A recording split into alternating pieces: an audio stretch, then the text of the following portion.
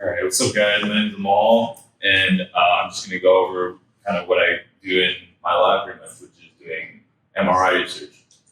So, to give a brief overview, what we look at in my lab, we look at chronic heart failure. So, this is a ischemic cardiomyopathy.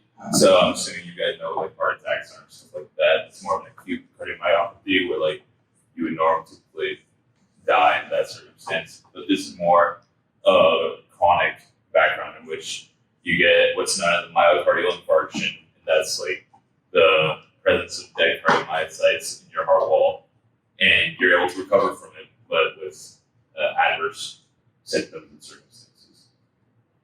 And so it's heart rate, like people with CHF, have been increasing throughout the years, and as you can see, it's projected to increase by 2030. So we're hoping to look at treatment methods for this.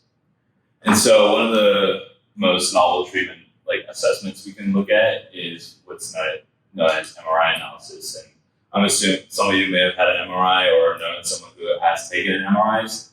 So that's basically assessing the anatomy and physiology of that specific region where you're taking that MRI, using magnetic fields to excite protons and see those different layers of the organ you're assessing. So obviously what we're looking at is the heart, and specifically the left ventricle, known as LV for short. And so we're able to quantitatively assess left ventricle using what's known as parametric mapping. And parametric mapping is basically recording what you see in an MRI gives you that image shows a 3D representation of data values that you can assess. So that's what I basically look at. And so what we do to induce this sort of activity is we use swine. And we induce myocardial infarction in what is known as the left anterior descending coronary artery. And that's an anterior MI known as, and that's what most people generally exhibit in chronic heart failure. So we induce that.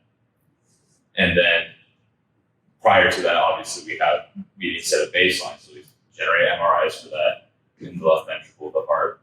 We do the LAD occlusion and then reperfusion so that they don't die from acute MI, obviously. And then we wait a month and then generate MRIs again to see what changes we see in the left ventricle. And so what we can do to assess the myocardial infarct MI is using gadolinium. So this is an element in which it infiltrates the scar tissue generated from an MI. So as you can see in the diagram here, you can see that the ruptured cell membrane of the cardiomyocytes they shrink, and this is where the gadolinium invades the region. And as you'll see, I'll show you the next slide here. You can see where the arrows are all pointing. That's gadolinium infiltrating the region, which is the infarct, so MI.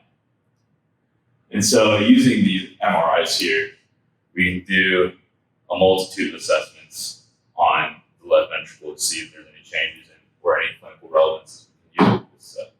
Starting with cardiac wall stress, this is known as the force acting on the heart wall, and we were looking to see if there is any increases in cardiac wall strain from baseline to 1 month post MI.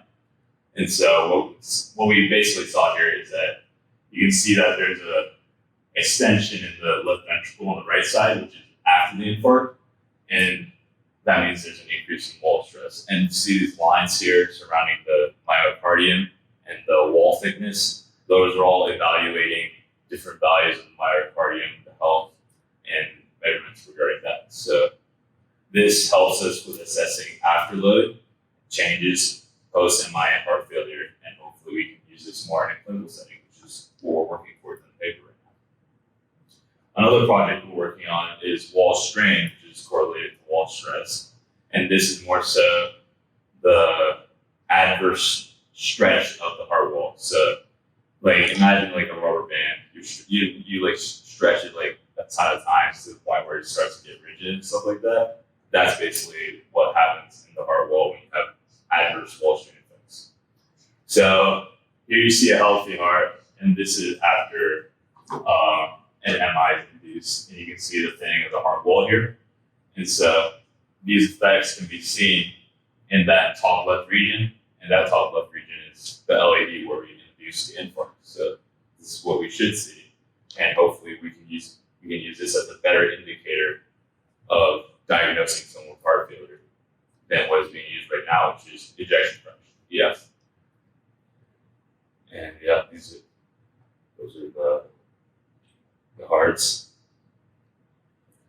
Okay, so a project that we're undergoing right now, recent project, is looking at tissue characterization. So quantitatively assessing the health of the myocardial wall, heart wall, and assessing whether there's any adverse changes that we should see. So T1 basically is assessing diffuse fibrosis, which is rigidity of the heart wall, like that you shouldn't see normally in the heart.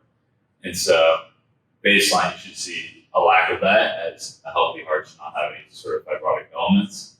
And 1 month post MI, and MI induces an inflammatory response, which leads to heart remodeling to maintain the heart, and that leads to fibrosis. And so here you can't really see too well because it's like zoomed out, but you can see an increase in the relaxation here.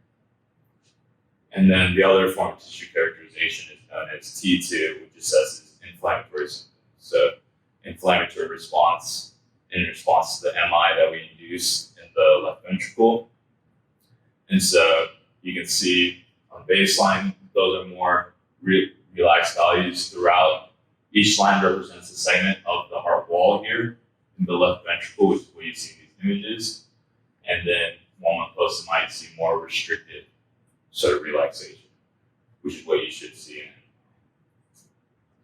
And so with all that information, we hope to use this all in more in a clinical setting, obviously. So an application we can use for that is we're currently undergoing our MRI analysis, contouring our left ventricle, right atria, different parts, all the parts of the heart, to generate a 3D heart model that we can hopefully use in a clinical setting and assess these factors using a 3D reconstruction of contraction and relaxation to hopefully use on patients with heart failure and hopefully help them get a better diagnosis, better treatment options, and so on.